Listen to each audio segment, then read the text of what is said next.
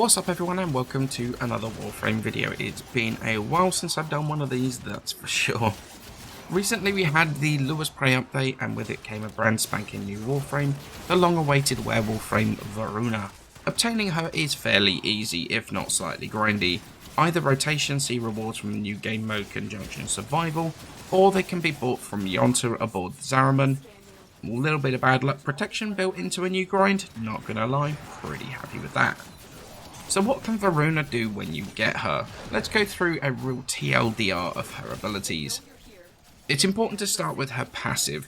She has the ability to change her passive based on which one of her abilities you select to become her passive. Each of the 4 abilities change her passive in different ways.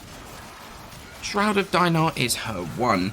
Tapping to cast will cause Voruna to make herself invisible. Upon breaking that invisibility, she will gain forced slash procs on her weapons, along with a flat critical chance and damage bonus, making this an incredible damage buff.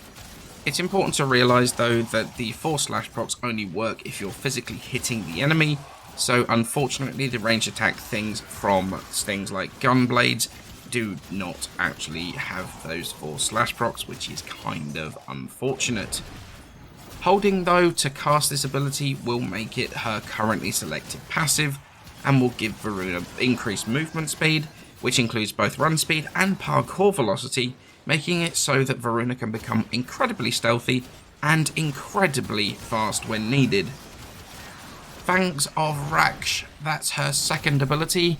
If you tap to cast it, Voruna will leap to an enemy, applying 10 stacks of 5 random status procs to them.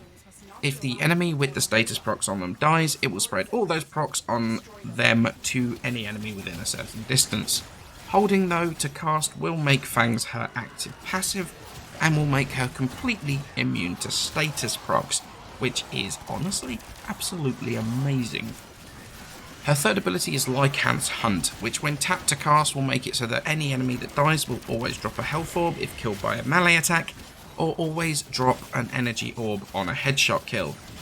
Any enemy that dies to Voruna with 5 status procs on will increase the timer on Lycanth's Hunt up to a max of 60 seconds, which if you're doing things correctly, means that the ability will often not ever go down, which is really nice. When this ability is held to cast, it will give all of Voruna's melee weapons 90% heavy attack efficiency, which can make her hit incredibly hard with some of the most effective heavy attackers in the game, such as the Pennant or the Praedos. The final ability to talk about is Ulfrin's Descent, which is very quick to talk about.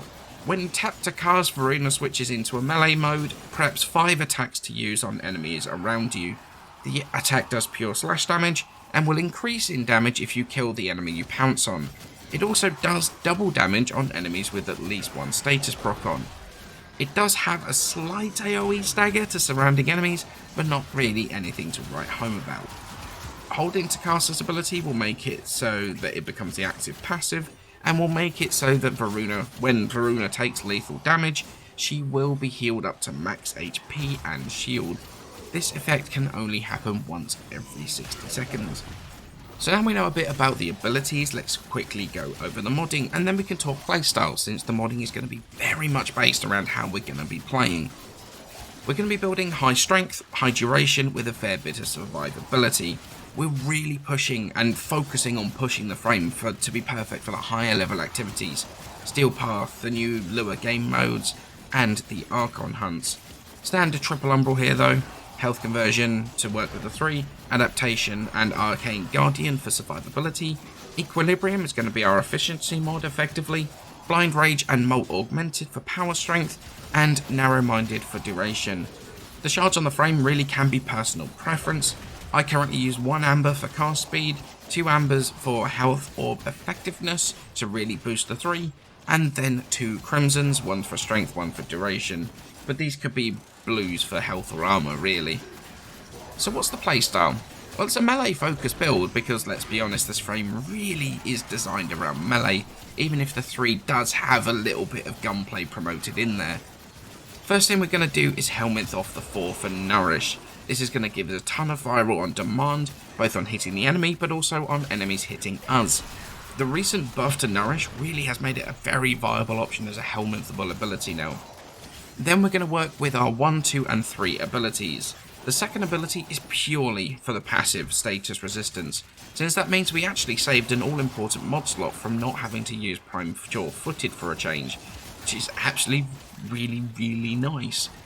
Then we're focusing on using the 1 every 15 or so seconds to proc the damage buff from coming out of that invisibility, and then grabbing as much health as possible using the 3 and converting that health into energy using Equilibrium.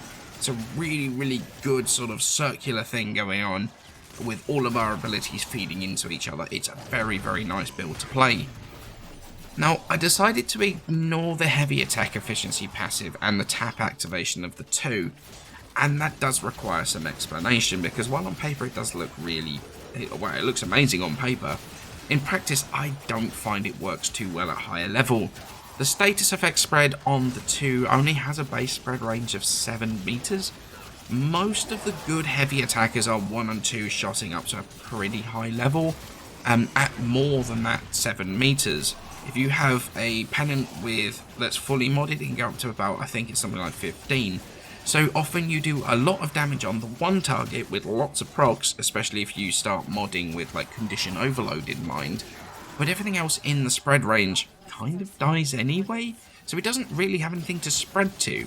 If this had a bit more range to play with, I might use it a bit more, but currently it's honestly a bit situational in my opinion. What does this actually mean in practice though? Well, we still want to make use of the duration increase of the third ability by putting 5 procs on a target before they die. But instead of doing that using the second ability, we're going to do that with a light attack weapon and our Helminth instead. You can make just about any light attacker work, honestly, in the game. In the footage you see me using the Archon daggers, but the Force Slash on the first ability really pushes some weapons that are honestly kind of trash against armor to another level. The Hirodo, for example, that thing absolutely munches at higher level with this build. It's kind of bonkers because you're covering its big weakness with those forced slash procs. Modding the melee weapons for 4 or 5 statuses, then using the Panzer Cat or the Nourish, means that you often get those 5 statuses on high level enemies super easily, and your 3 will simply never go down. So the TLDR of this build really is hold 2 to activate that passive, press 3 to get that ability up first, hit 1 to get that damage buff up, as well as the 4 slash procs, then cast Nourish when you can. The problem with this build is all the abilities are very expensive because of the blind rage, which means you need to get your 3 up first. Not only is it your survivability, as I mentioned earlier, it is also effectively your efficiency. So you need to start taking damage, you need to then kill with melee weapons so you can get your health orbs, and then you're going to convert those into your energy and you'll get your Nourish up pretty quickly. It doesn't take long at high level. It is a bit of a pain at lower level though, but since this build really is focused on the sort of end game activities, I don't think it's too much of a problem. But with that said, all the while those abilities are up, you're just going to go absolutely ham into the enemy with your light attack melees. Honestly, it is a very simple playstyle. My god, is it effective. So with all that said, what do I actually think of Voruna? Well, I really like her. Her design is absolutely sick, and I just want to play her just for the way she looks. But sadly, the one thing I was super excited for, the heavy attack build, while it does work, it's just not as good as I hoped. The range of the spread of the 2 just isn't enough at higher level to make much use of it, especially since it doesn't like chain spread. If it did that, it might be much better. If it had a bit more range, it also might be better. Although, that being said, at lower level, that might be a little bit busted. Her 4 also doesn't really offer much outside of mid to high-ish level. The damage increase only triggers on a kill, and has hardly any crowd control, so it just falls off. It's by far the easiest Helminth ability, to be perfectly honest, or the easiest ability to take off for Helminth, which is a shame because I know I just made an animator incredibly sad. The animation's incredible and I just yeeted it straight off the frame.